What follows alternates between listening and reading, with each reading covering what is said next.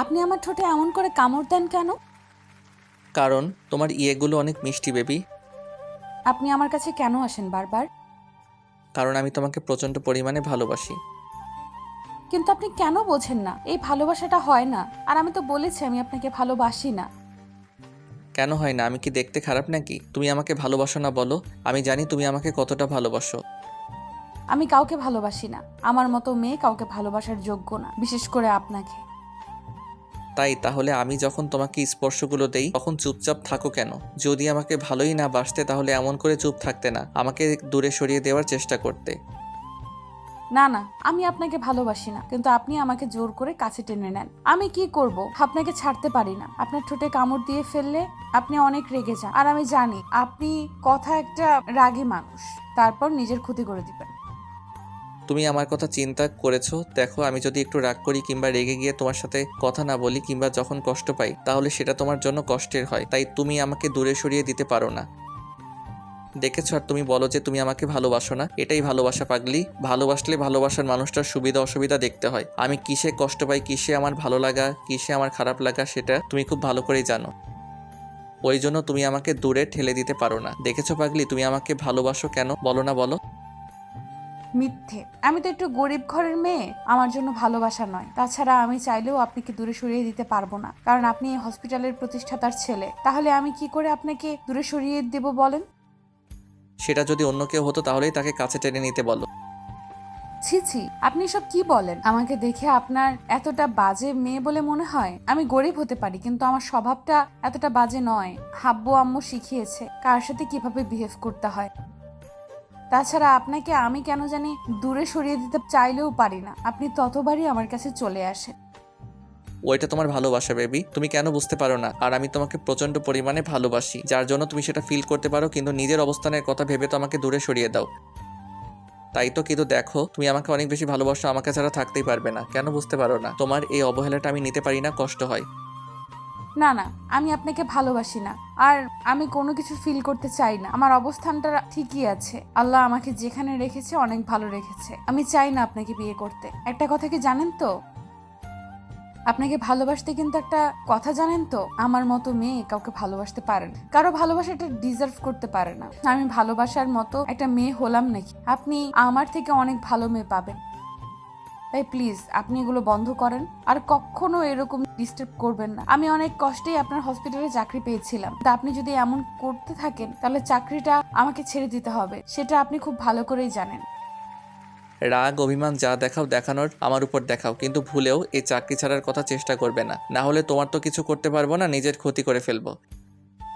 কি করবেন আপনি? প্লিজ উল্টাপাল্টা কিছু করবেন না প্লিজ। আমি জানি আপনি কতটা রাগী। রাগ অভিমান যা দেখানোর আমার উপর দেখান। আপনি আমাকে মারেন বকেন, তারপরেও নিজের কোনো ক্ষতি করবেন না প্লিজ। না না, আমি তোমার উপর কোনো রাগ দেখাতে পারি না কলিজা, তুমি জানো আমি তোমাকে কতটা ভালোবাসি। তাছাড়া তোমার উপর রাগ দেখাবো কেন? তুমি তো আমার বাবু সোনা, তাহলে কেন দেখাবো? কিন্তু আমি জানি তুমি আমাকে কতটা ভালোবাসো। যদি আমি নিজেকে কষ্ট দেওয়ার চেষ্টা করি তুমি সেটা মেনে নিতে পারবে না, ঠিকই আমাকে বুকে আগলে নিবে। কি হলো, কষ্ট নিজেকে? না না, এমনটা করবেন না প্লিজ। আমি চাই না আমার জন্য কেউ কষ্ট পাক। আমি বুঝতে পারছি আপনি আমাকে চান না আমি এখানে থাকি, তাই তো? আসলে কি জানেন তো, আব্বু আম্মুকে নিয়ে অনেক কষ্ট হয়। অনেক কষ্টে চাকরিটা পেয়েছিলাম। আপনার আব্বু আমাকে অনেক ভালো জানেন, তাই এখানে পড়ে আছি। কিন্তু আপনি যদি এমন করতে থাকেন না, আব্বু আম্মুকে নিয়ে আমার এখান থেকে চলে যেতে হবে। আপনি বলে দিন, তাহলে সেটাই হবে। তুমি আমাকে এমন করে বলতে পারতেছো? আমি তোমাকে একটাবার বলেছি এখান থেকে চলে যেতে। তুমি যদি এখান থেকে যাও না তাহলে আমার থেকে খারাপ আর কেউই হবে না। তুমি শুধু এতদিন আমার ভালোবাসাটা দেখেছো বেবি, তুমি জানো না আমি তোমাকে কত ভালোবাসি। তোমাকে ছাড়া একটা দিন কল্পনাও করতে পারি না। ওই জন্যই তো বারবার সব কাজকর্ম ফেলে তোমার কাছে ছুটে আসি। তুমি কেন বোঝো না আমাকে বলো তো? সেটা প্রকাশ করেছি। তবে থেকে তুমি আমাকে ইগনোর করতে শুরু করেছো। আচ্ছা, আমার মধ্যে কি এমন বাজে অভ্যাস আছে যার জন্য তুমি আমাকে ভালোবাসতে পারবে না বলো? আপনি উল্টাপাল্টা ভাববেন না। আর আমি জানি আপনার রাগ কতটা। আপনার মধ্যে সবই পারফেক্ট আছে, শুধু রাগটা একটু বেশি আছে। সেটা কমিয়ে ফেলেন আর বোঝার চেষ্টা করেন যে সম্পর্কে হয় না আপনি যেখানে আমাকে ভালোবাসেন সেখানে আমি তো আপনাকে ভালোবাসি না, তাহলে সম্পর্ক কি করে হয় বলেন? তাছাড়া যেখানে এই সম্পর্কের কোনো ভবিষ্যৎ নেই সেখানে আপনি এগুলো নিয়ে কেন ভাববেন? কে বলেছে আমাদের সম্পর্কের ভবিষ্যৎ নেই? তুমি শুধু শুধু এরকম ভয় পাচ্ছ। দেখো, তুমি তো ভয় পাচ্ছ যে আমার ফ্যামিলি তোমাকে মেনে নেবে কিনা, তাই তো? ওরা কেউ আমাদের মাঝে বাধা হবে না। তুমি না বললে আব্বু তোমাকে অনেক পছন্দ করে, দেখো ছেলের বউ হিসেবে মেনে নিবে। ওই পাগলি আর কত কষ্ট দিবা বলো? সেই একটা বছর যাবত তুমি আমাকে কষ্ট দিয়ে আসতেছো, এখন তো তুমি আমাকে ভালোবাসো বলো? আমি তো ভেবেছিলাম তুমি আমাকে কখনো ভালোবাসবে না, কিন্তু এখন এত বেশি ভালোবাসো যে আমার থেকে দূরে সরে থাকতে পারো না। আমি যখনই তোমার থেকে দূরে থাকি তুমি মন খারাপ করে থাকো। তুমি বোঝো না কেন এটা আমাকে কাছে পাওয়ার তীব্র আকাঙ্ক্ষা? আমি কিছু বুঝি না আর বুঝতেও চাই না, আপনিও উল্টো বুঝেন না। আপনাকে আমি বারবার বলে বোঝাতে পারতেছি না এই ভালোবাসাটা হওয়া সম্ভব না। আপনি কেন বুঝতে চাইছেন না বলেন? কি করলে আপনি আমার থেকে দূরে সরে যাবেন? ঈশানের কথাতে নীলাশা চুপচাপ মাথা নিচু করে রাখলো। তখন ঈশান ওর মুখের পাশে হাত রেখে ওর কপালে আলতো করে একটা ভালোবাসার পরশ দিতে খেয়াল করলো নীলাশা ঠোঁটজোড়া কাঁপছে।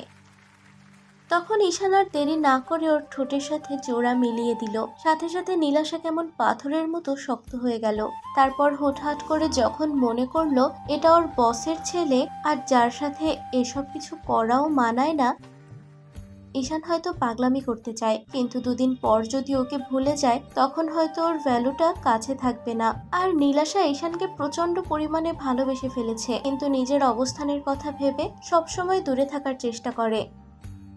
তাতে হয়তো কষ্টটাই বাড়বে, আর নীলাশার চাই না এর সম্পর্কটা হোক। তাতে কষ্টটাই বাড়বে আর ঝামেলা বাড়বে। শেষ পর্যন্ত ওকে এখান থেকে চলে যেতে হবে। আর নীলাশার বয়স্ক বাবা মাকে নিয়ে একা থাকতে হয়, অনেক কষ্টের সংসারটা চালাতে হয়। তাহলে যদি চাকরিটা চলে যায় তাহলে কখনোই আর ভালো থাকতে পারবে না। তা তুলে দিতে পারবে আব্বু আম্মুর মুখে খাবার। তাই নিজেকে আরো শক্ত করে ঈশানকে সরানোর চেষ্টা করলে ঈশান ওকে আরো শক্ত করে চেপে ধরে। তখন নীলাশা উপায় না পেয়ে ঈশানকে ধাক্কা মারে, দূরে সরিয়ে দেয়।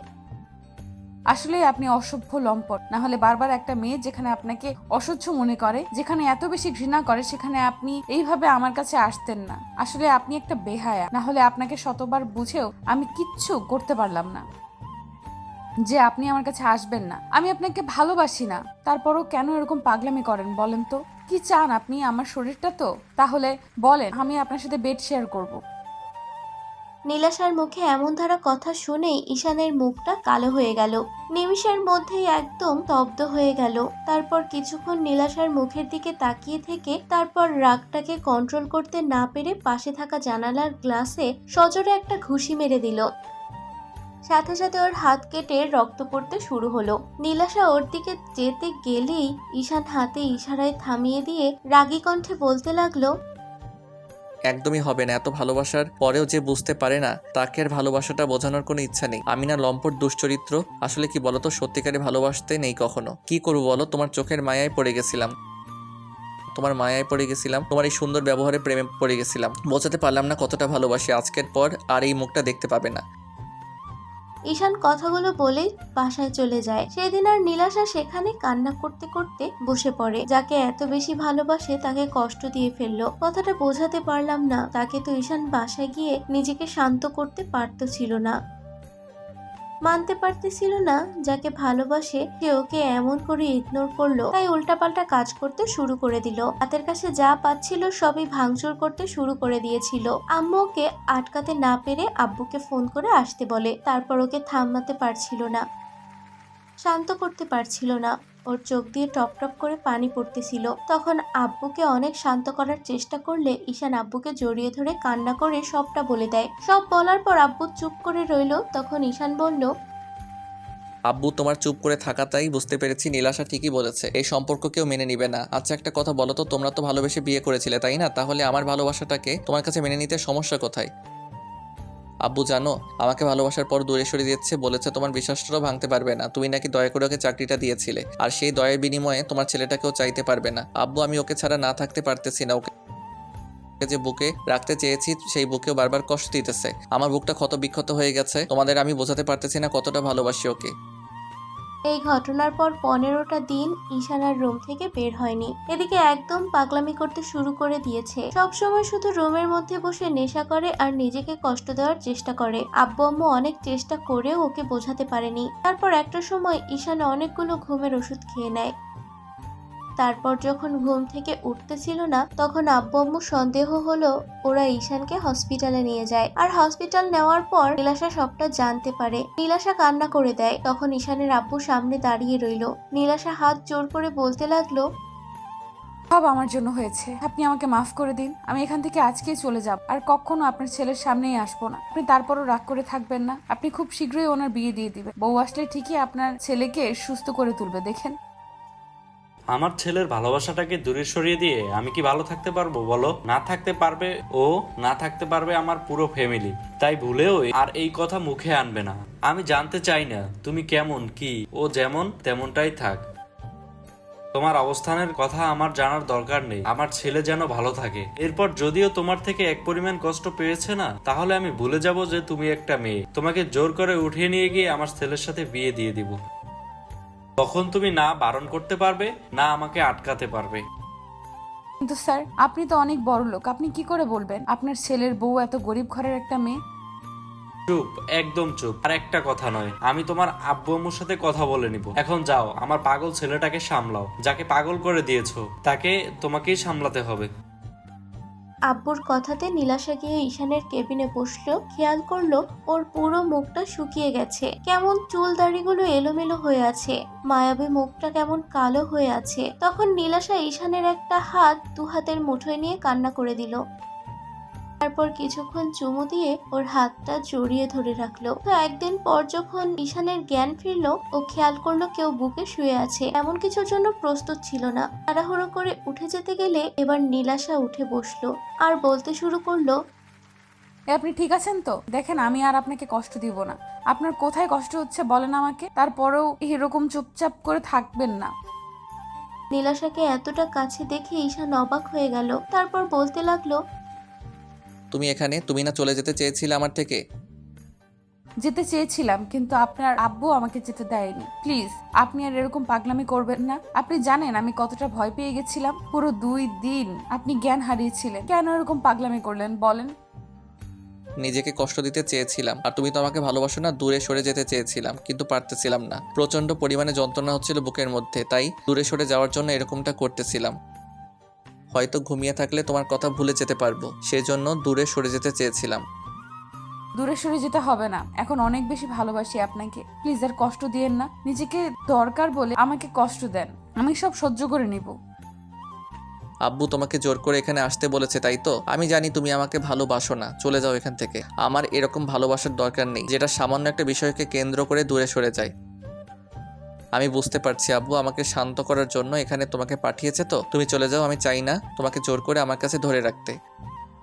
ঈশানের কথাতে নীলাশা কান্না করে উঠলাম। ঈশান মাথা নিচু করে থাকতে একটা সময় নীলাশা হুটহাট করে ওর ঠোঁট জোড়া দখল নিয়ে 5 মিনিট যাবৎ কিস দিতে লাগলো। তারপর একটা সময় যখন ঈশান আর থাকতে পারছিল না, তখন রেসপন্স দিতে শুরু করে। আর তারপর কিস করতে শুরু করে। 10 মিনিট পর দুজন দুজনকে ছেড়ে দেয়। তারপর নীলাশা ঈশানের বুকে মুখ লুকায় আর বলে, এখন বিশ্বাস হয়েছে তো কত ভালোবাসি? আর কখনো কষ্ট দিব না তো, তাহলে না সত্যি মরে যাব। মেয়েরা এই কথা বলতে পারে, আপনি কেন বলেন? আপনি না একটুও বোঝার চেষ্টা করেন না। আমি তো ভয় পেয়ে গেছিলাম যে আপনার আব্বু মেনে নিবে না। প্লিজ আর এই কথা কখনো বলবেন না। মেনে নিল তো? আমি তো বলেছিলাম এমন কিছু হবে না, শুধু শুধু কষ্ট দিলে। তাছাড়া এরকম কথা বলার আর কোনো প্রয়োজন হবে না পাগলি। I love you.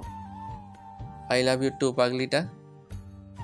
আমাদের দেয়া গল্পটি যদি আপনাদের ভালো লেগে থাকে তাহলে একটি লাইক করুন। আরও নতুন নতুন গল্প পেতে চ্যানেলটি সাবস্ক্রাইব করে বন্ধু হয়ে আমাদের পাশে থাকুন। ধন্যবাদ সবাইকে।